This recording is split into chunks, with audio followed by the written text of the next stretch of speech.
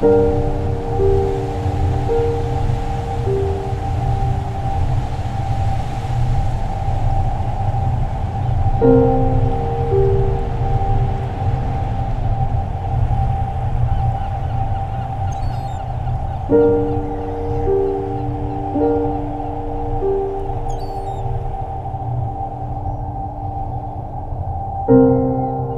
was unconscious. I mean, the next thing I woke up and I was floating about in the ocean, and if it wasn't for the PFD, I would have been drowned, obviously, gone.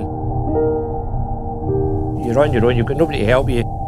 Things can happen out in the boat, as it did in my case. One day I went out and I'd actually just been mending a set of creels, and I said to my partner I was just going to head out for about half an hour to shoot off a fleet of creels. And as you think, oh, it's only a kind of 30-minute job, you know, and then your life kind of completely changes. The day that Dougie had the accident, the weather wasn't brilliant, but it was nice enough to be going out. I went through the middle of the boat, didn't go to either edge, and all that happened was the boat took a flick, and honestly, you wouldn't believe it, but anyway, I just went straight over, as if you'd clicked your fingers, and 1 minute I was in the boat, the next minute I was in the water. And everything seemed to be slow, very slow, everything seemed to happen very slow. So you're kind of going from the thing, yeah, I'll be all right, you know, yeah, no worries, I'll get out of here.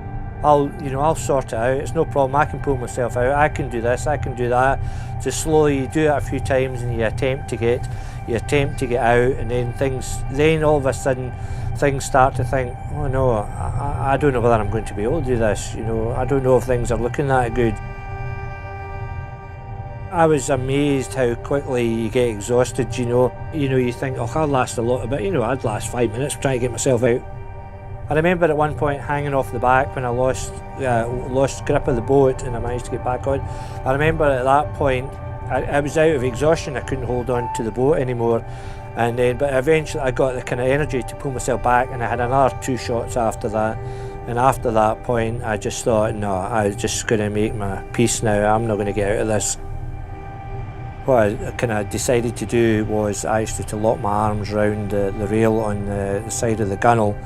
And I thought to myself, well, at least, you know, people are going to find the body. They're not going to be wondering what happened to him, or, you know. For me, that was the thing, my realisation. I really wanted them to find my body. And I think it was just for the people, my loved ones round about me, that they would have that kind of, I suppose, end to the nightmare that had been for me. But at least they would have had the body. A wee while later, the next thing, I get washed up the rocks. I wasn't actually in Coll, I was on an island called Colson Island, which is just off of Coll. And I thought, right, this is kind of ironic. I haven't drowned, but I'm now going to die of hypothermia. He'd gone out just to drop one fleet of creels. He shouldn't have been that long.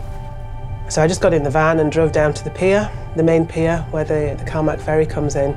And if he was out there, I should have been able to see him from there, and I couldn't. So then I started to panic. So then I came back up and I phoned one of the other fishermen, and then we went together down to the pier to have a look for Dougie. And it was Kenny that spotted him. A really small person standing on the shoreline waving his PFD. People think that accidents only happen in bad weather, you know, and that's the wrong way to look at it. You know, accidents can happen anytime, and that's the advantage of wearing a PFD all the time, is because things can transpire quite quickly.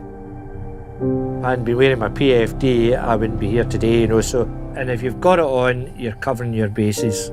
It's not hard to wear, it's not uncomfortable.